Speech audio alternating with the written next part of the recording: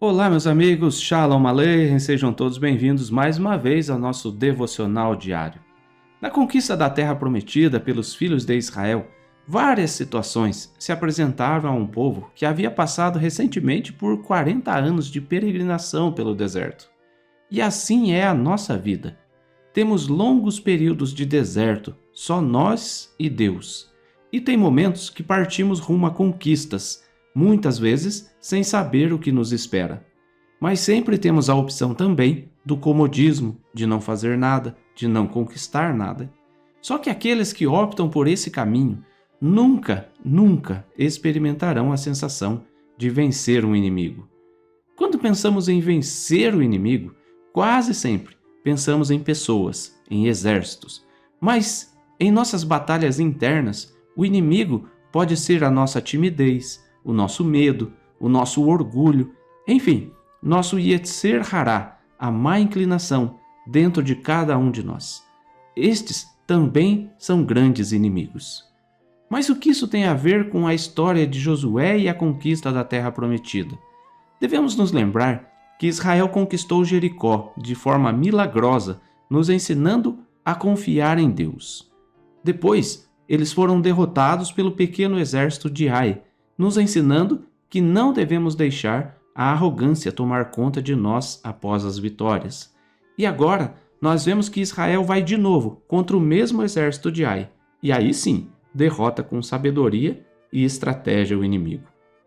Eventualmente, em nossa vida, sofreremos derrotas inesperadas, mas novas batalhas virão, talvez contra o mesmo inimigo, e quando vencemos, acontece o mesmo que se passou com o exército de Ai.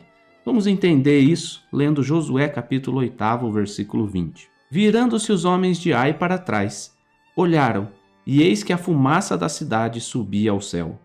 E não puderam fugir nem para um lado e nem para o outro, porque o povo, que fugia para o deserto, se tornou contra os que os perseguiam. Analisando do fim para o começo desse verso, nós vemos que o povo que fugia para o deserto, isto é, o povo de Israel, se tornou contra os que os perseguiam.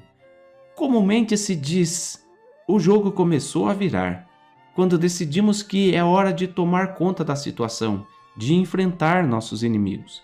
Aquele que antes fugia, agora já não foge mais e enfrenta seus medos.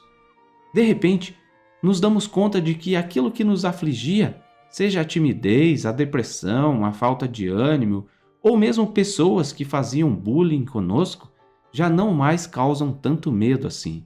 E agora? Agora, o verso diz, não puderam fugir, nem para um lado e nem para o outro.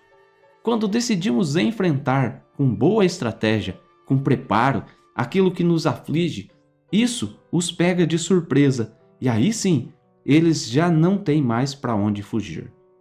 Pare um pouco e pense, o que me aflige? Do que eu tenho medo? O que me impede de vencer é a força do inimigo ou o meu medo? Ainda que seus inimigos sejam fortes de fato, muito maiores, com uma força infinitamente superior à sua, ainda que tenham lhe derrotado antes, lembre-se que Israel venceu grandes inimigos e vence até hoje exércitos maiores e mais poderosos do que Israel. Davi, o grande rei do povo do Eterno, começou a sua trajetória como um simples pastor de ovelhas, franzino a ponto de nem seu pai acreditar que ele seria alguém na vida. No fim, Davi vence gigantes, derrota exércitos, se torna aquele cuja descendência geraria o Mashiach ben Davi. E por isso mesmo, por seu temor a Deus e por sua grandeza moral e grandeza mental, sempre dizemos, David Melech Israel, Chai Vekayan. Davi, rei de Israel, vive e existe. É assim que Golias se deu conta de sua derrota, quando viu um franzino israelita, mais confiante, armado com 5 pedrinhas, o suficiente para derrubá-lo. E é assim que o rei de Ai, ao olhar para trás, viu a sua cidade pegando fogo. Confiança, temor a Deus e estratégia. Assim derrubamos as muralhas e assim vencemos. Que tenhamos vitórias em Deus, e sejamos capazes de iniciar nossas conquistas, investindo tempo, diariamente, ao menos 5 minutos para Deus. Shalom.